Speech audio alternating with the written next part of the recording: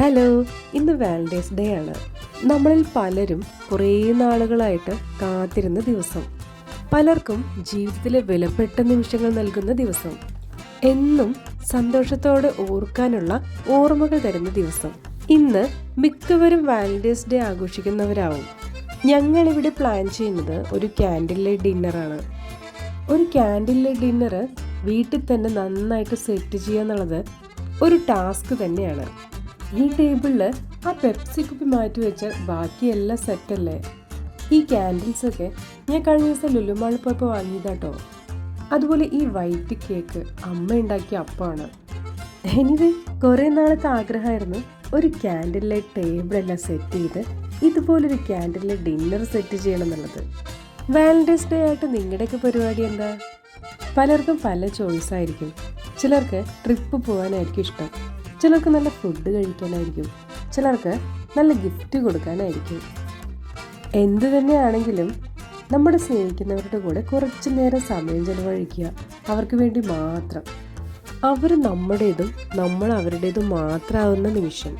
അതിനായിട്ടൊരു പ്രത്യേകിച്ച് ദിവസം ആവശ്യമുണ്ടോയെന്ന് ചോദിച്ചാൽ, അവർക്ക് എന്നാണോ പ്രണയിക്കാൻ തോന്നുന്നത് അന്ന് തന്നെയാണ് അവരുടെ ദിവസം എന്നുള്ളതാണ് എൻ്റെ ഉത്തരം. എങ്കിലും വാലന്റൈൻസ് ഡേക്ക് ഒരു പ്രത്യേകതയുണ്ട്. അന്നത്തെ ദിവസം നമ്മൾ പ്രത്യേകമായിട്ട് മാറ്റി വയ്ക്കുകയാണ് ജീവിതത്തിലെ ഒരു വർഷത്തിലെ ഒരു ദിവസം.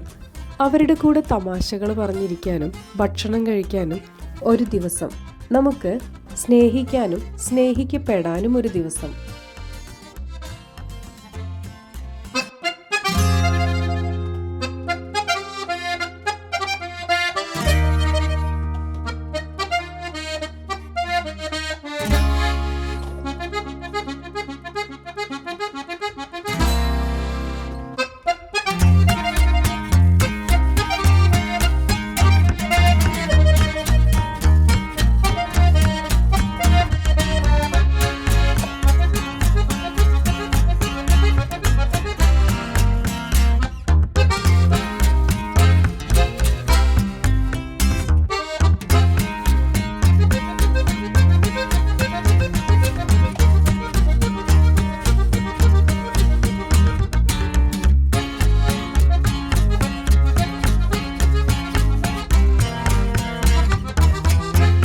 ഞാനൊരു ചോക്ലേറ്റെങ്കിലും കൊടുക്കുന്നുള്ളത് ആൾക്കൊരു പ്രതീക്ഷ ഉണ്ടായിരുന്നു.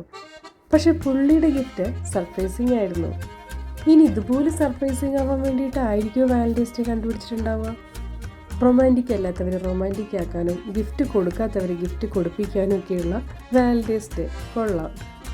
ഗിഫ്റ്റ് കണ്ട് കണ്ണ് നിറഞ്ഞു പോയി ഞാൻ 2 പ്ലേറ്റിൽ ഞങ്ങൾ എടുത്തു വെച്ച ബിരിയാണിയൊക്കെ മാറ്റി വെച്ച് ഞങ്ങൾ ഒരു പ്ലേറ്റിൽ കഴിക്കാൻ തുടങ്ങി. മോൻ അത്ര നേരം ഇതൊക്കെ കണ്ടുകൊണ്ട് താഴെ ഇരിക്കുന്നുണ്ടായിരുന്നു കേട്ടോ. ഇത് ഇപ്പാണ് എണീറ്റ് വന്നതാ.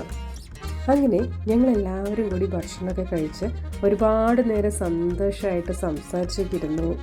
ഒരുപാട് തമാശകളൊക്കെ പറഞ്ഞു. ഒരു സക്സസ്ഫുൾ വാലന്റൈൻസ് ഡേ ആയിരുന്നു എന്ന് പറയാം.